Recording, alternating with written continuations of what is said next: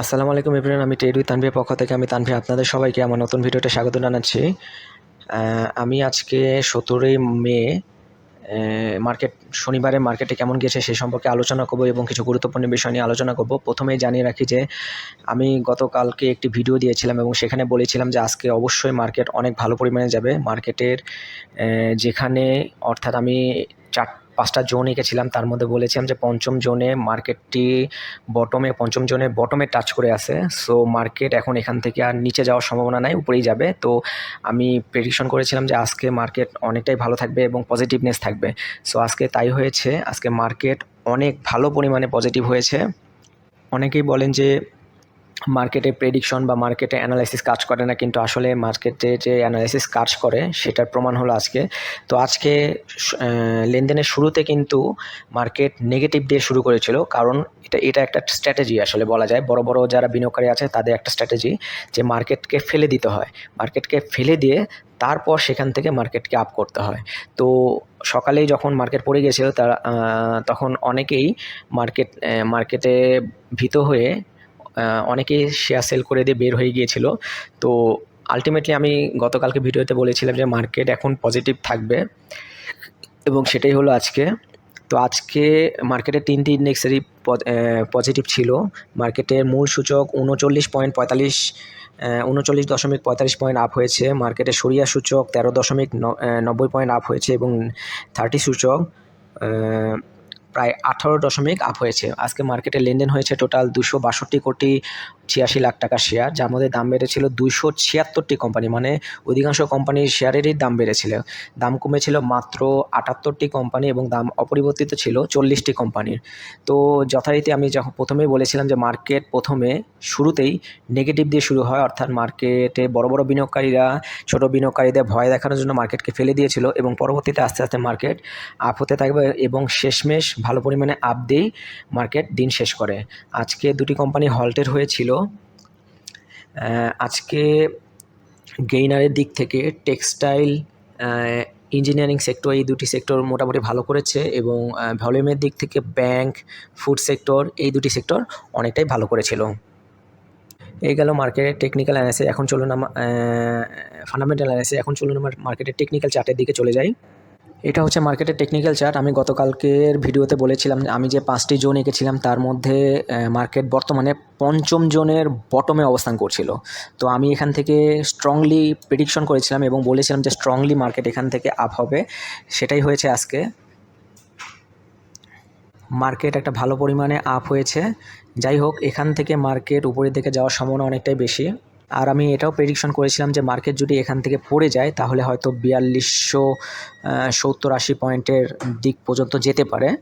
তো এখন দেখা যাক। এখন আর মার্কেট টেকনিক্যাল চার্ট নিয়ে আর তেমন কিছু বলবো না। তো এটাই বলতে পারি যে মার্কেট এই সপ্তাহে বোঝা যাবে মার্কেট কোন দিকে যেতে চলেছে। যাই হোক, আশা করা যাচ্ছে যে মার্কেট ঈদের পরে ঈদের 1 মাস পর থেকে মার্কেট ভালো হবে এবং খুব ভালো পরিমাণে গেইন করবে। যারা লুজার আছেন, যারা 40-50% লসে আছেন, তারা ইনশাল্লাহ এই লসটা রিকভার করে ফেলতে পারবেন খুব শীঘ্রই। যাই হোক, এখন আমি প্রথম যে নিউজটি নিয়ে আলোচনা করব সেটি হচ্ছে নিরাশার মেঘ কাটিয়ে শেয়ার বাজার আলোর ঝলক। এই নিউজটিতে আমি এতক্ষণ যেই কথা বলেছি সেই কথাগুলোই এখানে আলোচনা করা হয়েছে যে আজকে টানা অনেক দিন, প্রায় টানা মাসখানেক পতনের পর আজকে মার্কেট অনেকটা ঘুরে দাঁড়িয়েছে। সো আসলে মার্কেট আজকে পঞ্চম জোন থেকে, অর্থাৎ পঞ্চম জোনে যে বটম লাইন ছিল সেই বটম লাইন থেকে আজকে মার্কেট ঘুরে উপরের দিকে উঠে গিয়েছে। সো বলা যায় যে এটা মার্কেটের জন্য অনেক ভালো একটা বিষয়। এখানে আরেকটা কথা বলা হয়েছে যে এই ঘুরে দাঁড়ানোর যে অন্যতম কারণ হিসেবে বিবেচিত হচ্ছে যে প্রধান উপদেষ্টা ডক্টর মোহাম্মদ ইউনূসের বিশেষ সহকারী ডক্টর আনিসুজ্জামান চৌধুরী আগামীকাল অর্থাৎ রবিবার 18ই মে ডিএসইতে পরিদর্শন করবেন। সো এই নিউজটা আসলে মার্কেটে পজিটিভ হওয়ার একটা মূল কারণ হিসেবে ধরা হচ্ছে। তাছাড়া বাজার সংশ্লিষ্টরা মনে করছেন যে এই পরিদর্শনের খবরে বিনিয়োগকারীদের মধ্যে আশা সঞ্চার হয়েছে। বিনিয়োগকারীরা প্রত্যাশা করছে এবং তিনি ডিএসই ঊর্ধ্বতন কর্মকর্তা ও বিভিন্ন অংশীদার জন্য সঙ্গে বৈঠক করবেন, এটা শোনা যাচ্ছে। এবং তিনি চলমান বিভিন্ন সমস্যা চিহ্নিত করবেন এবং সমস্যাগুলো সমাধান করার চেষ্টা করবেন। সেটাই আসলে দেখার বিষয়, কী সমাধান করেন তিনি। আজকে বাজার যে শুধু ঘুরে দাঁড়িয়েছে তাই নয়, সূচকের দিক থেকে নয়, আসলে মনস্তাত্ত্বিক দিক থেকে অর্থাৎ মনোবলের দিক থেকেও মার্কেটটি ঘুরে দাঁড়িয়েছে। এটা অনেক গুরুত্বপূর্ণ একটা বিষয় ছিল। এটি বিনিয়োগকারীদের আত্মবিশ্বাস ফিরে পাওয়ার জন্য একটি ইঙ্গিত। আগামীকাল রোববার ডক্টর আনিসুজ্জামান ডিএসই পরিদর্শনের পর কী বার্তা বা সিদ্ধান্ত আসে এখন সেটাই দেখার বিষয়, এবং সেটার উপরেই বিনিয়োগকারীরা চোখ রাখবেন।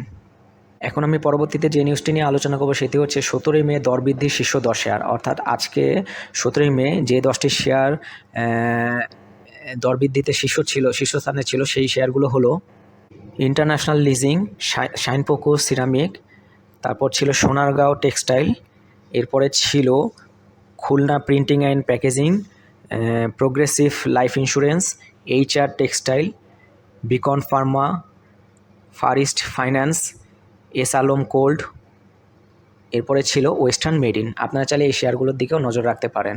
এখন আমি পরবর্তীতে যে নিউজটি নিয়ে আলোচনা করব সেটি হচ্ছে 17ই মে লেনদেনের শীর্ষ 10 শেয়ার। অর্থাৎ আজকে লেনদেনের দিক থেকে যেই 10টি শেয়ার শীর্ষস্থান দখল করেছিল সেই শেয়ারগুলো হলো BRAC Bank, Beach Hatchery, City Bank, Uttara Bank, Baraka Patenga Power, Fine Foods, Midland Bank, NRB Bank, Bangladesh Shipping Corporation এবং শাইনপোকো সিরামিক। আসলে এখানে বলা যাচ্ছে যে এখানে ব্যাংকের শেয়ারগুলো পরিমাণ আধিক্য ছিল, সো আপনারা চাইলে ব্যাংকের শেয়ারের দিকেও নজর রাখতে পারেন। তো যাই হোক, আশা করা যাচ্ছে যে ঈদের পর থেকে বিনিয়োগকারীরা তাদের হারানো পুঁজি ফিরে পাওয়ার যেই সম্ভাবনার কথা বলেছিলাম সেটি আজ থেকে শুরু হলো। তো যাই হোক, এখন এটা এখন বিনিয়োগকারীদের পর্যবেক্ষণ করে রাখতে হবে। তো এখানে থেকে যে টানা উপরের দিকে উঠে যাবে তা নয়, কিছুটা নিচে আসবে, কিছুটা উপরে যাবে, এভাবে আপস অ্যান্ড ডাউনস করে আস্তে আস্তে মার্কেট ঘুরে দাঁড়ানোর চেষ্টা করবে। তো আশা করা যাচ্ছে এভাবেই ঘুরে দাঁড়াবে। তো এই কামনা রইল। তো সবাইকে আমার নতুন ভিডিও দেখার আমন্ত্রণ রইল। সবাইকে ধন্যবাদ।